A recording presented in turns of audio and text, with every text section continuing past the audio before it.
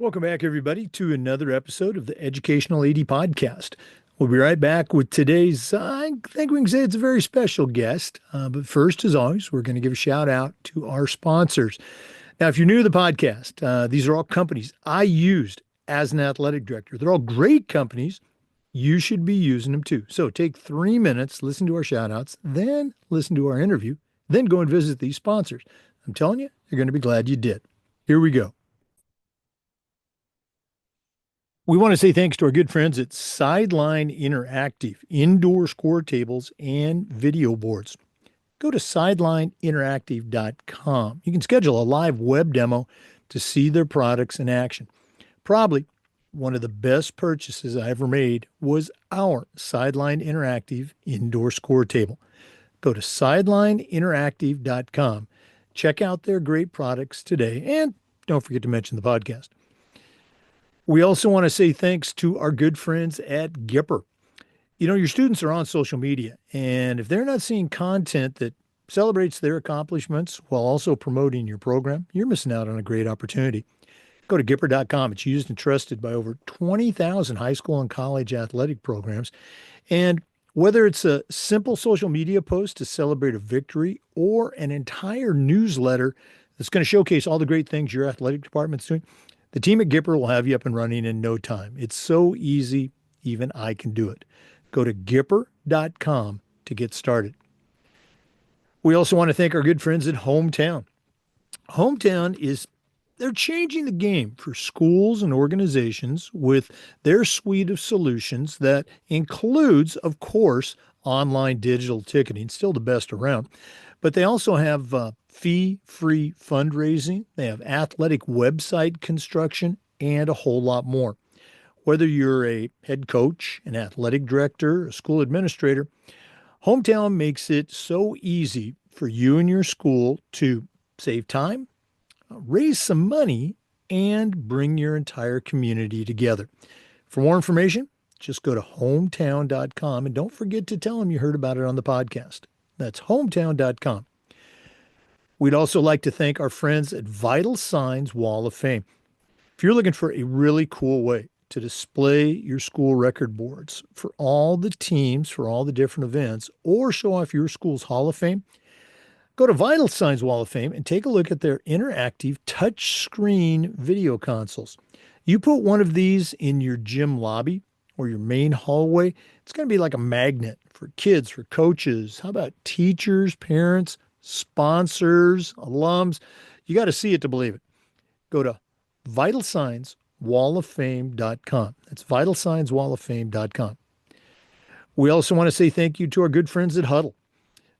As a football coach, I used Huddle for years, but when I became an athletic director, I made sure that our school was a Huddle school. And our coaches, all of our coaches, just loved the tools that Huddle provided. Our student athletes loved the videos, and our parents loved the streaming, but there's so much more. Go to huddle.com, join the 8 million users, and find out how to turn your school into a Huddle school. We also want to say thanks to Home Campus. Now, Home Campus is the official information platform for the Florida High School Athletic Association. It's a platform that you would use every single day. Things like scheduling, rosters, results. For me, the athletic clearance and eligibility platform alone is the gold standard. You really have to check this out. Go to homecampus.com. Tell them you heard about it on the podcast, and they'll get you set up. Even if your state already has a platform, you can still use the information platform and the clearance platform on Home Campus. It's homecampus.com. We want to say thanks to Ohio University and their online masters in athletic administration. Now, I didn't get my master's from Ohio, but my assistant AD did, along with thousands of others, and it was a great program. Very affordable, just 20 months, totally online. And you also get 11 NIAAA leadership training courses at no extra charge. Go to the Ohio University Online Masters in Athletic Administration for more information. We want to say thanks to our friends at Snap Mobile. Have you ever spent weeks and weeks with a fundraiser and been disappointed in the results? Well, those days are gone. go to snapraise.com. It's hands down a great platform. We loved it. It works. I'm telling you, go check out their other great platforms as well. But if you're looking for a fundraising platform, you just found it. And it's snapraise.com. That's snapraise.com. We also want to thank our good friends at Athletic Surveys by LifeTrack. At my school, we use surveys for everything: kids, coaches, parents, you name it. And here's the cool thing: the information that came back on the surveys was almost always over the top positive. It'll be the same for you. You also get a chance to hear from those squeaky wheel parents, and hear their concerns, and address their issues, usually before they turn into something big. But getting back to that positive data, it's incredibly valuable to you, especially when you're sitting down with a frustrated parent, maybe your principal, or how about even your school board. Go to athleticsurveys.com. They're going to create that custom survey just for you and your program. Athleticsurveys.com. Don't forget to mention the podcast. Hey, welcome back, everybody, to another episode of the Educational AD Podcast. It's one of our back to college episodes, and very special to me. We're going to be talking with Ian Falconer. Ian is the head football coach at a place called Pacific University in Forest Grove, Oregon, where I got my undergraduate degree. Played some football, was on the track team, and tried to get back as often as I can. Coach Falconer, welcome to the Educational AD Podcast. Yeah, absolutely. I appreciate you having me and excited to talk more. Well, again, I think our podcast, if there's a common theme, it's about leadership, helping students, helping coaches. Excited to hear a little bit about how you have got the program going very strongly there at Pacific. But we always like to let our listeners have a chance to get to know our guests. So give us that quick bio: where you were born, where you grew up. Take us up through your own, let's say, college days, and then we'll take a break. Like we say, tell us your life story in 2 minutes. Holy What's the cow. Ian Falconer origin story? Um, I started football early. I'm from this area. I grew up just outside of Portland, and they actually got me in a year or two early in little guy football because I was just so darn big. And my mom ran the league, which was nice. And so, it was always the sport that made sense to me because I wasn't very good at climbing trees or hopping over fences. So, and just had a tremendous experience with it growing up. And I always like to say I'm just trying to, at some level, pay forward what other good coaches and people have given to me in my life. So, had a tremendous high school experience at Lake Ridge High School in Lake Oswego, Oregon, and propelled me on to play at Portland State, which was transitioning from Division II to what was 1AA back then. And so the first year I was there, was our last year Division II, and then we had a chance to try to step up to Division I. So not a rebuild, but definitely a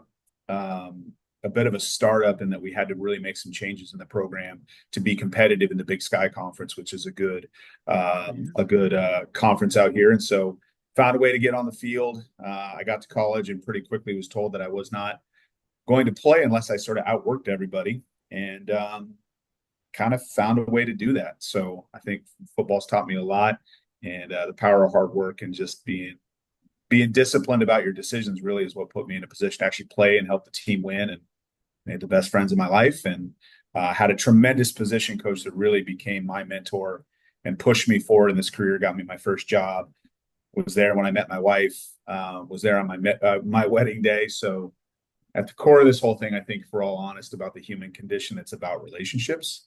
It's really what it is. That's where the magic is. And that guy really changed my life, and I'm lucky for him. So, Again, so many questions I want to ask. I'm going to go all the way back to, growing up, your little guy football. I can still yeah. remember, when our son, who's now, mid 30s, was going through that phase.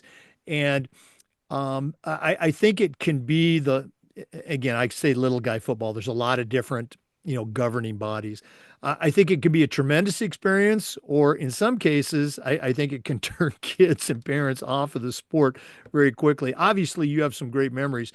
You are, you said you're a big guy. Were you immediately, oh, geez, we're putting Falconer in the line? Did you ever get a chance to see the ball at all back in those days?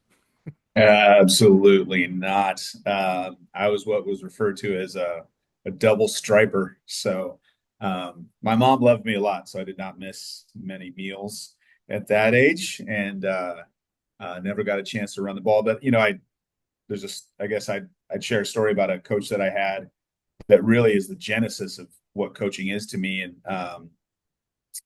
Mr. Fullerton was a guy that he was one of the kids' dads, and he was an auto mechanic. And so he would, he'd show up before practice, and he was literally still in his onesie, his auto mechanic onesie.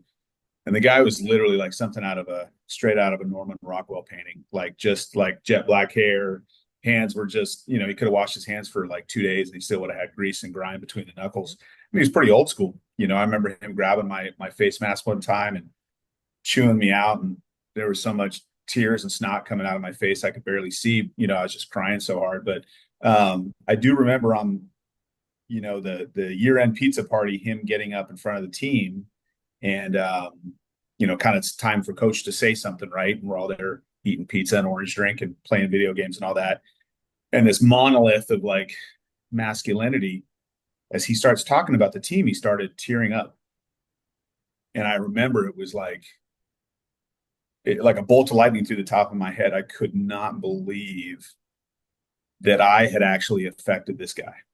And it's always been very meaningful to me in what coaching is that it's far more circular than we really realize. There's a lot that you give as a coach and as a teacher, but holy cow, those kids really give back, and that's a memory that still sticks with me about what it is to be a good coach, is that even as little as I was somehow helping that guy, or I was changing him in a positive way. So, Wow, great story, so powerful. And you bring up a good point. Again, I'm more than a few years older than you, so I remember those face mask grabbing days. I even think Coach Buck, grabbed my face mask once or twice at Pacific, and we didn't even think about it. I mean, it was just that's how things were, and I'm certainly not defending and saying we should go back to that, but that that hard nosed coach, you talked about, that monolith. yeah, I think somehow we've turned that into this negative thing, and again we've learned better ways to coach, better ways to teach, better techniques, all that good stuff. But I think I feel bad for kids that somehow don't get that experience, and whether it's through football or basketball, lacrosse, whatever it is, I think a generation or maybe a couple generations have missed out on that. yeah. What are your thoughts? Am I that cranky old You're, guy on the front porch, or no. I think I think we're all fighting to find kind of the line, right? And what I tell my coaches inside of that, hey, there's a right way to do this and a wrong way to do this. And I do believe that you need to coach the kids hard. Um, I will tell my coaches that they still have the ability to pinch a player if you need to get him going. And what that means is like that does not mean emasculate him in front of his friends. That doesn't mean you true? demean him or you tear him down. But what it is to be young oftentimes is not to understand the urgency in the preparation and the practice. And sometimes you got to wake them up a little bit.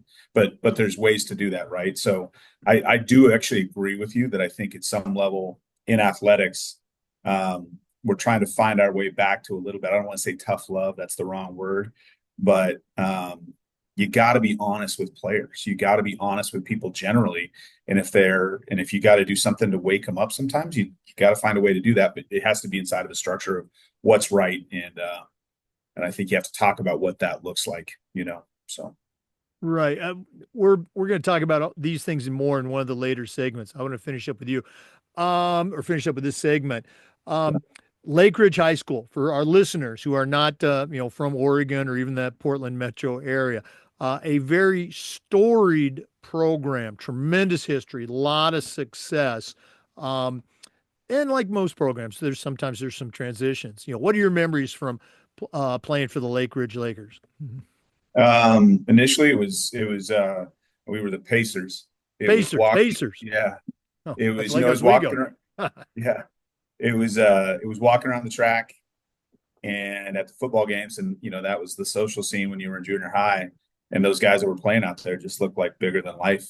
and wanting to be a part of that. And there was good tradition going. They were winning, and I wanted to be a part of it. So it was just that desire early on to think that I could be that. I think that's a powerful thing with young people. Sometimes their ability to see something, literally see it, and then they know that that could be them at some point. So yeah, it was the desire to be a part of that. And then once I got there, it was just fighting to find a way to be relevant, to what I was going to have to do in the weight room, what I was going to have to do in the summer for me, I was a pretty big kind of overweight kid showing up in high school. And, and so I had to really make some big time changes to have a chance. And so again, that kind of, at least for me, what I self narrate as hard work really worked and made me an athlete that actually could help the team have success and actually have a chance to play in college. So, and again, great coaches, had awesome coaches. Yeah. So, I still remember, again, I went to high school and college in the entire decade of the 70s. So my memories of Lake Ridge was just they had the coolest uniforms. The blue and yeah, the white and that wave logo on the yeah, helmet. Do yeah. they still have that? I think that they might. It's been a couple years since I've been back to a game, but that was actually that decal came from the Portland Breakers, Right. which was the like I don't know if it World was 70 Football League. Yeah. World Football League, yeah. Yeah. And so what I liked about playing at Lakeridge was nobody knew what a pacer was, and nobody knew what the wave signified. But it's built a tradition in me of like it's cool to have mascots and things that other people don't quite know what they are. Mhm. And so when they're like, "What's a pacer?" You're like, "Don't worry about it." It's like you're not in the club. I'm not going to tell you. So I always really liked it. It's like I know what a wildcat is. I know what a bird of prey is, but I No, don't. we don't want to say Wildcats. Okay, Yeah. yeah. No, again, I just love it. I could do this for hours, but you can't. Yeah. Let's go and take our first break. For our listeners, again, our guest today is Ian Falconer. He's the head football coach at Pacific University in Forest Grove, Oregon. We're coming back with more. This is the Educational AD Podcast. We want to say thanks to our good friends at Sideline Interactive, indoor score tables and video boards. Go to sidelineinteractive.com. You can schedule a live web demo and see their products in action. Probably one of the best purchases I ever made was our Sideline Interactive indoor score table. We use it for home games, of course, but we also used it for pep rallies, for signing ceremonies. Their products are tremendously versatile. Their customer service is just outstanding. Go to sidelineinteractive.com. Tell them you heard about it on the podcast. They'll give you a nice discount. Sidelineinteractive.com. We also want to thank our good friends at Gipper. Your students are on social media, and if they're not seeing content that celebrates their accomplishments and promotes your program, you're missing out on a great opportunity. Go to Gipper.com. It's used and trusted by over 20,000 high school and college athletic programs. And whether it's a simple social media post to celebrate a victory or an entire newsletter to share all the great things that your program's doing for the community, the team at Gipper is going to have you up and running in no time. It's so easy, even I can do it. Go to Gipper.com. Don't forget to mention the podcast. That's Gipper.com. You're going to be very glad you did. Welcome back, everybody, to the Educational AD Podcast. Ian, you took our listeners on your journey, youth football and into high school football. You played at Portland State. That's a pretty good level. Big Sky football. If you're not familiar with that, listeners, that's some good football. What are some of your memories of playing for the Vikings? There, I got that mascot right. And then making that transition to start your coaching career. Yeah, it was a great experience. I think again we were Division 2 to 1 AA, and so there was a big transition in the recruiting from a lot of junior college and transfer players to more of high school players that were going to be there for 4 and 5 years. And so I kind of came in with a tide of other guys like me that were recruited out of high school, and Portland State was a little bit of a non-standard campus to be on. It's kind of known as a bit of a commuter campus, but we found a way to make it work. We made it a great place, which I think is a great skill and something that was coached into us by the guys that we had. But had an awesome time, and we kind of went. We went from kind of getting our butt paddled a little bit early, especially by Montana. I remember a 63-6 loss in Missoula. my first travel trip as a sophomore, and then great memories having a chance to beat him at our place, as a senior in triple overtime, or I think double overtime. Um, and I was so happy I cried. That's what I remember. So made tremendous friends, and like I said, had some really great coaches. Well, again, that's one thing as a coach. You want the game to be meaningful enough that, hey, when you win, you're excited. Maybe you're so happy you are crying, and if you don't win, you're a little bit ticked off. Um, as you were playing, was it ever in your mind that you were going to become a coach? High school or college? Was that part of the plan, or did that just happen? Let's say organically. It's a good question. You know, when I got done, I always thought I might coach, but it wasn't anything that I was too fixed on. I had done football for so long that I really craved to actually get outside of football culture a little bit, and traveled. Well, I was a ski bum for a year. I moved to Jackson Hole for a year, and just kind of had a post college year off, I guess, and then ended up traveled overseas and backpacked around a little bit. And I think maybe I knew I would get into coaching, and I wanted to get some stuff out of my system, if that makes any sense, because sort of weird to leave on a 3 month trip after you've started a coaching career. So after doing those things, I ended up coming back to coaching, and then it was my unit or my position coach, my offensive line coach, that really called me up one day and said, "Hey, I think I can get you a full-time job if you actually want to do this." And so off I went.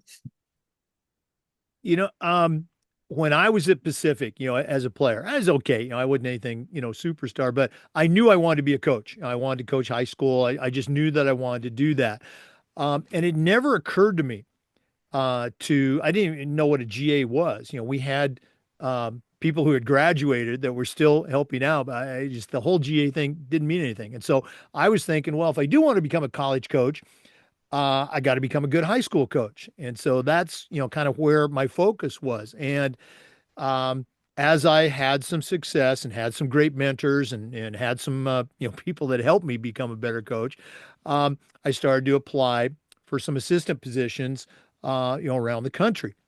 I was Yeah. coaching junior college at the time, and just couldn't even get a whiff of interest from anybody. And then finally, everything kind of came together. This school was looking for a head track coach that had college experience. Again, I was at a junior college. I was still coaching high school football. They were a very successful running team, and we just threw the heck out of the ball. And they wanted to expand their passing, and they were starting a health minor, and I just got my master's degree with a Yeah. health endorsement. So yeah, it just all came together. Um, and it just seems like that is a rarity, going from high school to college. So as you were climbing that ladder, not climbing the ladder, as you were gaining experience as a college coach, was high school ever a part of it, or was it just, hey, this is the best job I'm ever going to have until something else just happens to fall in my lap?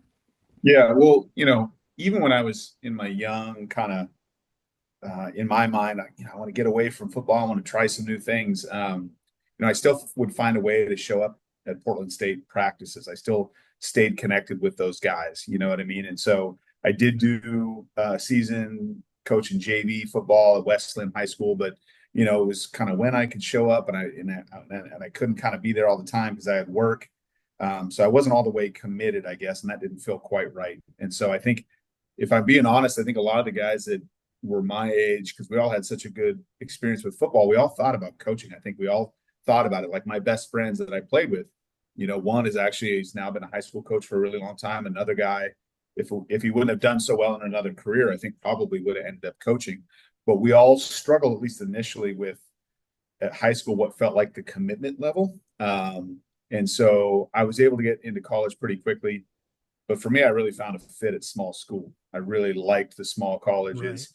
And after that, it just kind of became, okay, I got to find a place. I got to find a small school that really cares about football, like really where it's not a bad thing to be on the team. It's not a bad thing to be on, to be a coach in one of these places where everybody's so smart, because a lot of these small schools they're great academically, right? And so for me, that's been Pacific. That's what this place has been for me, is that that good merger of academic and athletic.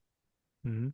So on your career, and again, we're not going to take every single stop, but was Pacific is was that what I guess convinced you to go all in to be a football coach, or Yeah, did it happen prior to Pacific? well, I kind of there was two schools I was at before Pacific, great academic institutions, but again, I think the way I wanted to do it, they were tough places to coach football. Just being totally honest, tremendous institutions. They weren't, they kind of had athletics slash football on the back burner at that time, and so to be totally honest, before Pacific happened, I was craving some form of success. I wanted to be at an institution. I wanted to be a part of the staff where we could win. Just to be totally fair, and so I so I decided to come to Pacific, who was starting a brand new program. Which, Yep. if you really want to win, I don't know why you go start a program with a bunch of freshmen. But I thought, when I first came here, they wanted to do it the right way. And in my estimation, right, I listened to the plan and the guy they'd hired as the head coach, a guy named Keith Buckley, and I was in. I was like, you guys want to do it the right way? I'm in. And however many years later, we're rocking and rolling. So Yeah. Well, again, for alums, people like us and or me and before me and after me that played, we were just so excited when the college decided to bring it back. And you're right, Coach Buckley and his staff did a great job of getting it going. And now you continuing that great yeah. tradition. Let's go and take another quick break, but we're going to come back. We're going to hear from Ian Falconer. He's the head football coach at Pacific. Talk about building a program, sustaining a program, why football is important, and a lot of other things. So let's take that break. This is the Educational AD Podcast. We also want to say thanks to our good friends at Hometown for their support. Hometown is truly changing the game for schools and organizations with their suite of solutions that includes a tremendous number of resources. One of them, of course, is still online digital ticketing, still the best in the business. How about fee-free fundraising, athletic website construction, and a lot more? You really need to go to hometown.com and check it out. Whether you're athletic director, head coach, or school administrator, Hometown makes it easy for you and your school to save time, raise more money, and bring your entire community together. For more information, just go to hometown.com. That's hometown.com. We also want to thank Vital Signs Wall of Fame. If you're looking for a really cool way to display your school record boards or show off your school's Hall of Fame, go to Vital Signs Wall of Fame and take a look at their interactive touch screen. That's right, touch screen video consoles.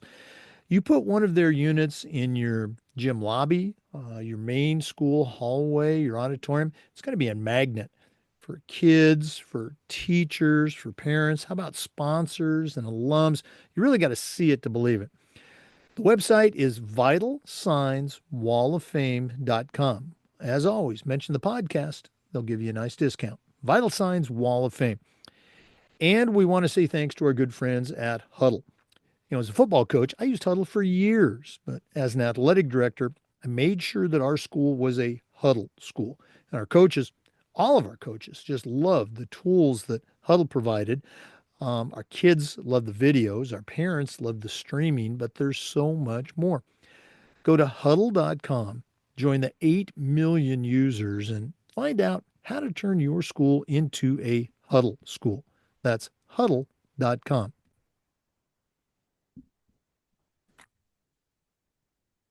Yeah. Oh yeah, yeah. Huddle's awesome.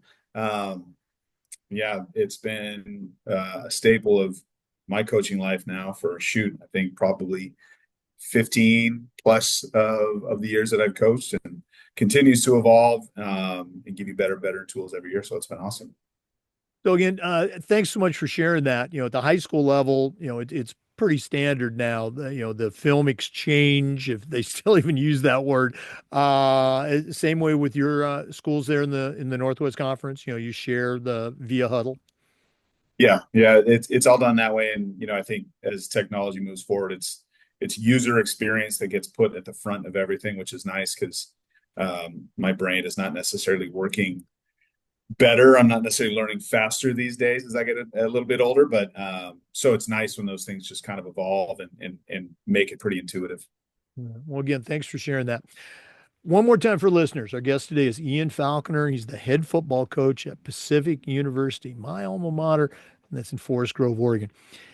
Ian, I'm going to throw like I think a 3 or 4 layer question at you. So if you end up getting off track, it'll be my fault.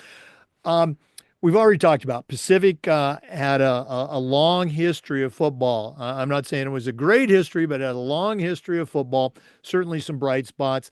The school made a decision a number of years ago to drop football. I graduated in '80, so that'll give you an idea when it might have been dropped. Uh, then, to their wisdom and credit, they decided to bring it back. I want to say, was it 10. 2010? Yeah. And Keith Buckley was named as the first of the new era head football coach, and you were part of that staff. Talk a little bit, and again, I want to cover a lot of bases here. Talk a little bit about those startup seasons, rebuilding the brand, in a very tough conference, by the way, that one school which we will not name, but talk about your transition from assistant coach to now. Hey, you're the head guy. What are some Yeah. things that you feel you brought to the program that you and Keith helped build? Yeah. Yeah. No, it's a good question. I love talking about Pacific football, so it's not in any way a challenge. Yeah, I mean, back and it's a restart, right? There's about a 19-year hiatus between when they stopped playing and then the restart. And we were kind of lucky. I think the school really had a great plan, a great business plan, and sort of everybody was on board to make it happen. And as a younger coach walking in the door, I was a coordinator at another school in a conference, and I was 15 minutes from my house and getting paid decent money. And to come to Pacific, I took a demotion, I took a pay cut, and I added about 35 minutes to my drive. It was about a long commute for me for a long time, but I was so excited to be a part of something that was basically new. And so with that kind of hiatus, it felt new. So we weren't Right. spending a lot of time apologizing or explaining whatever the sins of the past. We didn't really Right. know. We knew the stories, but there was just a lot of excitement, and I think we were really lucky to have a chance to work with Keith.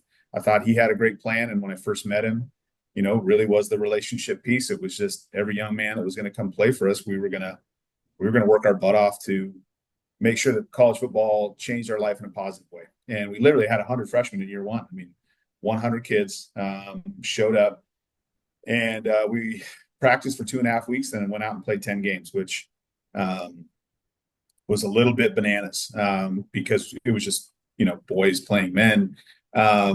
But I still remember our first win in year two, and it was actually homecoming. And the students were so excited that we won a game that they rushed the field because we won one game. And it's still one of my favorite football memories I've ever had because it was just like a dam breaking. And then in year five, we had an opportunity to win a share of the conference title in year five. Mhm. And then the student section rushed the field again. So, I share that story often because just a really group of excited people, but for two very different reasons, but all around this really great thing that we had built and a lot of people had their hands in on building. And I thought Keith had a great plan. I thought the school supported us extremely well. And I think now what it's about is like, it's never, because I had a chance to be a part of it. And it's not like Keith had all the answers. The way he led was, what's the best way to do this? And we had to answer all these different questions. So it was this really collaborative leadership style that clearly I love to listen to myself talk. So I wanted to have, I wanted to, here's what I think, here's the best way I think we should do it. And he was really open to that. And so the ownership, even from the staff, was really, really deep and had some really good coaches. I knew I had to compete as a young coach because I wanted to be as good as these guys that were around me, and years later, now I have a chance to be a head coach. And I 100% credit that to coming here and realizing how much I was going to have to compete to be equal to my colleagues. And now it's in a lot of ways it's sticking with the themes of how we built it. I always, I think at Division III and at Pacific we get to keep the main thing the main thing. And to me, that's how does football help young people grow? to become the best leaders that they can be later in their life, right? Be a part of the solution, not the problem. And I think football does that at an elite level. I think the more you win, the more kids listen to all the lessons that you want to tell them. But that's really what it's about, you know. So you got to have a great process that I think, you know, years later, we were just trying to get it off the ground and kind of get it stable. And Keith did a great job. But then I think I've been able to focus on some things that as he moved into the athletic director role, because he's still my boss, that I could take certain things about the program and really refine, whether that's changing how we recruit to try to be more focused on kids that can really help us. I think we've really played up the angle of the amount of students that we have on the team from the state of Hawaii. That's a huge thing for us and a big part of the culture of the campus.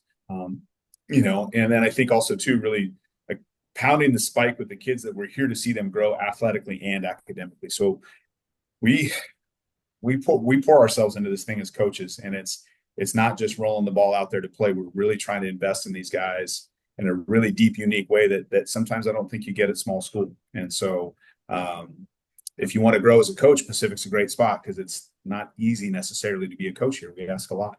So, and I guess I'm thinking about all that recently because we've had a chance to hire some new coaches and a new coordinator, and I've been kind of pitching Pacific football lately about here's what it is, and this is not a high school model. Like if you're a coach and you want to be here, you know, this is the epicenter of college football. This is the only place I want to be. So who do you think I want to be around? Other people that have the same mindset, you know? So. Oh, I love it. No, that's great, great stuff, and it leads me into my next question. Um, After I left college, got back to high school, I was fortunate enough to be involved with two startup schools, startup football programs, athletic programs here in Florida. And you're right, it's just a great experience to be there at the birth of something. And as you're doing all the things that you need to do, the things that you described, building those relationships, coaching kids, we knew we weren't going to, win the state championship year one, but we wanted our kids to feel like they had a chance to compete and then have that chance to win that game. Yeah. And we did, we met those milestones. Can you remember a moment? Again, I'm a big moments guy. Maybe it was year one, 0-10. Maybe it was year two and you won the game. Can you remember a moment where you, Keith, the other coaches, you looked at each other and you said, all right, we're on the right path. We know we're doing this right. Yeah. Was there a moment? Yeah. Obviously winning that first game is one that I'll always remember because again, it felt like it was like a dam breaking in a good way. And I'll just share this more as something I look back on now, and I still think it was a stroke of pure genius and so on the nose. But it was year two. We still hadn't won a game yet. We had a freshman and a sophomore class. We'd gone up and played Whitworth University and had this long bus ride home. But we had gone up there with the full idea that this is our game. We thought we're talented enough to beat this team. Here we go. That's the expectation. We go up there and we played very poorly and kind of got our butt paddled. Again, we're freshmen and sophomore, right? But our expectations versus reality, what happened? And we got on that bus and it was like nobody spoke. Everybody was just so wounded. We were all so upset. Came back, and I remember the next day with the coaches, and everybody's just ready to just bite each other's head off. We're all so frustrated. Everybody's so upset. And we went in with the kids that day, and I remember Buck said this is we're not going to go in there. We're not going to chew them out. It's none of that stuff. And he handed out sheets of paper. And what we were supposed to do as coaches is walk into these rooms with these guys and just listen and ask this set of questions. And the questions were really about, hey, we all know what the goal is. We all know how much we care. Let's talk about why we're not getting there. Why are we not getting there fast enough? And I remember we just asked the kids, and the whole deal was like, we couldn't talk as coaches. And these guys just like the kids opened their mouths and just said some of the most eloquent, on the nose, like very well put, thoughtful. And what it really came down to is we just didn't know each other well enough as a team. We weren't close enough. We weren't tight enough. We had to take more steps with that. And literally the next week, I've never seen a team more fired up to play a football game. And that was that first win that next week. And the kids were, I no joke, literally tearing the doors off the lockers to go play this game. So it was like, it created this emotional bubble that I still will always remember. And after that game, it just felt awesome, you know. So Wow, I'm getting goosebumps just thinking about it. Because I know that locker room. It's not the same one, but I've been in the new one, so yeah, I can picture myself there. Keith, we're going to do this at the end of the podcast, but let's do it now. If one of our listeners wanted to reach out, pick your brain a little bit, connect, network, find out more about Pacific University yeah, and Pacific football. What's the best way that they can do that? yeah. I mean, I think a lot of football is a Twitter world, so I'm at Coach Falk, and that's just Coach and then FALC, and then literally the exact same email, Coach Falk at pacificu.edu. And I believe that that's on both are on the website if people wanted to reach out. Yeah, those are probably the best ways. Okay, very cool. We're going to take another break. I know that's shocking to our regular listeners, but we're coming back with more with Ian Falconer and Pacific football. So please stay with us. This is the Educational AD Podcast. We want to say thanks to Home Campus. Home Campus is a platform that you're going to use every single day, whether it's scheduling, rosters, results. It's the official information platform for the Florida High School Athletic Association. But here's the deal, their athletic clearance and eligibility platform alone is the gold standard. You really have to see it to believe it. Go to homecampus.com to find out more information. You really will be glad you did it. That's homecampus.com. We also want to thank Ohio University and their online masters in athletic administration. Now, I didn't get my master's degree from Ohio University, but my assistant AD did, along with thousands of others, and it was a great experience. It's very affordable, just 20 months, totally online. Um, Go check out Ohio University and their online masters in athletic administration. And we want to thank our good friends at Snap Raise. Have you ever spent weeks and weeks with a fundraising project and been disappointed in the results? Well, those days are gone. Go to snapraise.com. We used it at our school with our teams with great success. Coaches loved it, parents loved it. I'm telling you, it works. Go to snapraise.com. You can check out all of their other great platforms. But if you're looking for a fundraiser, you just found it, and it's Snap Raise. Go to snapraise.com for more information. Welcome back, everybody, to the Educational AD Podcast. Um, Ian, it's been a long time, 40 plus years since I was at Pacific, playing at the time NAIA sports, football and track. It's been a few years since you laced it up for Portland State. One thing that we can say about the college athletic landscape is that it's changed tremendously and it is changing as we speak. What are some of your thoughts and observations on, I guess, from a coach perspective, or maybe you're talking to high school coaches now that are listening, or even parents that are listening? What are your thoughts on the college athletic experience now and where it's going? Yeah, hopefully the background noise is not going to get you. There's something going on outside my office. But yeah, I think what I see is kind of the title collisions of, I don't want to say ideologies, but I think back in the day or even now at times it's, what kids hear, especially in the game of football, is it's the team, the team, the team. And there's somewhat of a, I don't want to, it is a little bit of a conflict of what they're seeing a lot right now, especially in college athletics, is the championing of individual autonomy and individual agency and the ability to move and sort of use athletics um, for individual gain. So I think that's a really interesting um, thing that's happening now. Not to say that that's totally new. It's so much more relevant because the transfer portal is still on the new side, and the idea of NIL is still on the new side. You have a young generation that's interpreting college athletics very, very differently. So, I still know that there's only going to be so many opportunities at the Division I level and for smaller schools and schools like Pacific or other small colleges. you know, it's still the experience of a great college football experience or a great college athletics experience it's still always going to have value and it's always going to be relevant. It's just under a massive negotiation of like how people see it. And a lot of times, like you said, it's the angle you're looking at it from, right? Like you're a product of the experience you had and the coaches and all the things that athletics has taught you, and you've chosen a life in athletics, probably largely because of what you had a chance to do, and so have I. So what I think the challenge is for us is to try to learn and understand this new paradigm or whatever big word you want to use and not be mad at it, not shake our fist at it. Like you made a comment earlier about sitting on the porch and just sort of grumpy, like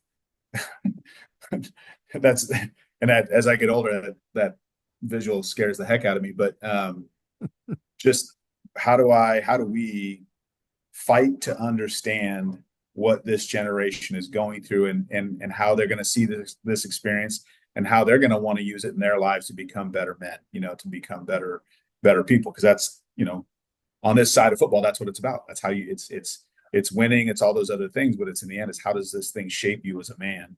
And so, yeah, I think I'm trying to grow. I'm trying to get better at it. I'm trying to understand it. That's why I'm asking a lot of questions. And what do you think? What are your thoughts? Oh my goodness, the grumpy old man's going to come out. I'm all for college athletes, all college athletes, not just football and basketball, but all of them, you know, having enough money in their pockets. So geez, I remember. Don't tell anybody. One of my work study jobs at Pacific, we cleaned up the bleachers on Old McCready Field. We painted the lines. We did all that, but we also had the key to the concession stand. And sometimes on the weekends, we supplemented our sodas from that. Because again, you're a poor college student, so I'm all in favor of kids, having pocket money, kids being able to fly back home because their mom or their dad's sick, and not having that be an impermissible Yeah. benefit or something like that. Uh, the $1 million contracts, I have no perspective because I was never that kind of athlete. I guess it's great, but um, I grew up. Cheering for the Oregon Ducks as a kid, and I still do. Yeah. But sometimes I feel like I have to apologize that we've gone out and bought all these players, and again, as a coach, what is that backup quarterback or backup running back that you have coached and trained and sold your program to? Hey, come and work hard and you'll play, and all of a sudden, Billy's comes in and shows up and they took those reps. So it's not an easy answer, but I guess that's kind of how I feel. As a fan, I'm still a fan, but it bugs me a bit. Yeah. I think, one of the charms of college football was like, maybe you are watching a kid run down on kickoff or make a big tackle or a sack. And, you're like, yeah, that kid used to, mow our lawn back in the day, like, he was just, it was kind of this, it was amateur athletics. And I think the facilities and all of that became what they were based off the fact that they couldn't pay the players, but now they can pay the players and then the cat's out of the bag and we're definitely not going back. So, yeah. I was going to say, I mean, Pacific's Division III. There's not that unlimited athletic scholarship money and NIL. It's not a part of the D3 experience. Have you experienced at all any entitlement from kids or parents about, well, we might come to your school, but this is what we want? Is that a thing at the D3 level? Yeah, I think again, I put this. I sometimes my sister always accuses me as I look at things too meta, too big, but specifically, I think that this really has totally changed the way information moves, and so young people can look at that phone, and because it's on their phone, and maybe a kid across town or even another kid that they feel like they're similar to is like it's going to have an opportunity to go play in the NFL. All of a sudden, that's really possible for them. And I would tell you that even for small school athletics, where we love to develop kids and we love to get the kid that wasn't quite big enough for the scholarship, we'll have young people that we wonder if they can play here, and they'll sit down in my office and talk to me about how I'm going to get them to the NFL. And they're young people; they don't, they're kids. They don't totally understand. And I would have said 15 years ago that would have been it would have been like a, oh my gosh, kind of like whoa. And now it rolls right off my back because I just realized that how this generation takes up information is just very, very different. And so it's still my job to help them. It's still my job to try to probably give them a little dose of reality of what can actually happen. But it's not, it happens a good amount of the time where people aren't quite able to evaluate themselves based off of um, technology has really changed maybe how people see themselves at times. So, Right. Oh my gosh. We're running out of time. Your time. You're a very busy guy, but we definitely got to bring you back. This has been one of my favorite interviews. Maybe it's the whole football thing, go figure. But we're going to take one more break. We're going to hear from Athletic Surveys, who sponsor this next segment. When we come back, I'm going to challenge you to send out a brand new AD, a brand new head coach, a brand new leader on their first job, but I'm only going to let you put 3 items in the toolbox. So let's take that break. When we come back, we're going to find out what Ian Falconer puts in his new athletic director toolbox. We'd like to thank Athletic Surveys for sponsoring the AD Toolbox segment on the podcast. Athletic directors already get feedback, but a lot of times it's from a very small group that just wants to complain. Athletic Surveys is going to connect you to that group so you can hear their concerns and hopefully take care of them before they turn into something big. But Athletic Surveys is also going to connect you to the 98% of your stakeholders that support your program. And having that type of positive data is incredibly valuable, especially when you're visiting with that frustrated parent or student athlete, or sometimes your principal or even your school board. Go to athleticsurveys.com. They're going to create a custom survey that lets you take the pulse of everybody in your program. That's athleticsurveys.com. And as always, don't forget to mention the podcast. Well, it's that time of the podcast. We've been visiting today. It's been a great visit. We want to do it again with Ian Falconer. He's the head football coach at Pacific University, and that's in Forest Grove, Oregon. Tremendous background in coaching and leadership. Right now, I'm going to challenge him to send out a brand new leader, if you will, on their very first job, but I'm only going to let him put 3 items in the toolbox. So, Ian, what 3 tools are going to go into your new leadership toolbox? yeah, just scribbling a couple things down. I like questions like this. Um, my first thought is pick a good partner. And I literally just had a dinner last night with a really young coach I'm trying to hire, and he's already married.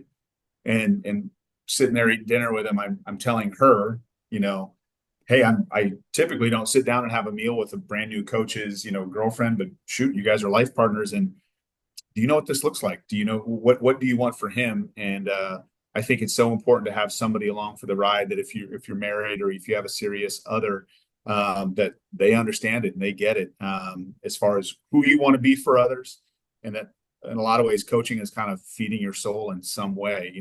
This is not just a vocation for me; it's more of an identity.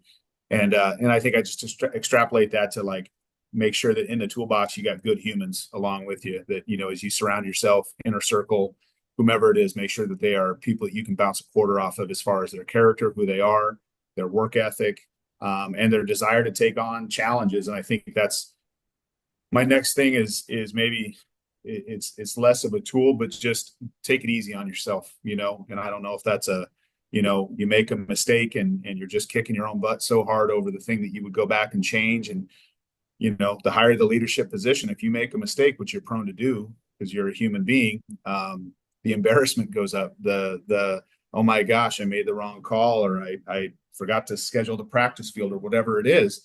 But you're human. You're going to make those mistakes, and it's just how quickly you learn from them. I think oftentimes it might be one of the core defining factors of a person's ability to succeed. So yeah, just give yourself a couple get out of jail free cards and just take it easy on yourself. Um, and the third one, I was just going to say is like, sounds crazy, but like a smile, like that's something I've consistently had to reinstall to myself almost as a brand new concept, because it seems like I learn all these things every day and then I forget them and I got to relearn them the next day. But, if you get into a leadership role, or if you have a chance to help this many people, which I think is a great way to think about it. I got this much chance to make this much impact with these players or these coaches, whichever it is. Um, just remember that like problems should go up, not down, right? Complaints should go up, not down. And so that's part of your job, is to literally solve problems every day. And a lot of times they might be brand new things that you've never heard of, and there's no precedent. And sometimes you got to make a decision between two bad options, but you just got to pick the one that's less bad. And that's the hard part about leadership. But try to smile through that. Try to, as much as you can, I try to do this, is reframe when those things come up. Hey, that's a challenge. It's not a problem. It's an opportunity for me to grow and get better, right? Which is a hard thing as a human being to remember, especially when you're uncomfortable and you're going through it. But I'm building skill here. I've never done this before, and I'm going to push through this. And again, trying to find a way to enjoy it. Just remember, you're not going to get it all right every single time. So, and then of course I want to plug for my school and my program. But I recently I've had a chance to reflect a lot on the program and just how we try to grow people. And again, inviting some new coaches into the program, and actually having a coach just join us from an opposing program where we'd competed against them for 11 years. So I got a new coordinator on defense, and excited he's here, and he's excited as well. And I realize at this point, we really have a great way that we develop coaches, especially young coaches, and how we do it. And there's some real ethos and some things that we stick with as far as why we do it and how we do it and how we select people. And at some level, that's not in any way anything I just established. It's part of what Keith did and part of what our first athletic director helped us set up. But it's just really great to continue that, because I like to think if there's one thing in our program that we try to focus on and harp on and highlight and double click on, however you want to say it, it's just the growth. It's just that little bit of incremental growth per day. And if you can realize you're not going to win them all, or you realize that you're going to make some mistakes but continue to move through that, to have the grit to be able to do that, then you're a Pacific type person, because that's, I think, how we try to roll, and we're super excited for this next year, especially with some of the recent hires that we've had. And this is one of the first years we really felt like we've seen our changes in recruiting really bear fruit on the tree, which is cool. And so I hope that was helpful. But I'm however many years into it, but it's just this conscious decision to really enjoy it and get as much out of it as humanly possible. And just remember the special privilege of what it is to coach. It's a tremendous job. Somebody wants to pay me for this. That's kind of bananas. You know what I mean? And then I want to be good at it on top of that. And I'm still happy that that's my mindset. And I still think I have a chance to help some people. So, boy, tremendous tools. And again, I love your first one. Make sure you got that right partner. That's the exact same advice I gave this weekend in West Virginia and North Dakota as the number one tool for success. And you're absolutely right. I remember as first year coach right out of Civic. I'm getting paid to do this. I can't believe it. yeah. Ian, you gave out the contact information. Thanks again. All the best. Definitely going to be following the Boxers as always this year. And next time we're out there, which is going to be this coming summer, I'm swinging by and going to knock on your door just to say hi. Appreciate it. Thanks so much. And appreciate what you do. And I hope people take a look at these. And now that I've done it, I'm going to go back through your library and see how I can learn and get better from some of the people you've had on the podcast. Well, the last time I stopped by the campus, I met with Keith for about 2 minutes. He's very nice, very gracious. Yeah. I gave him a card. Tell him to get his butt on the podcast too. Okay. I will. For our listeners, we upload the Zoom recordings to YouTube. We appreciate you tuning in. Come back again. We do this just about every day, telling stories, sharing stories along with best practices. This is the Educational AD Podcast. Thanks again.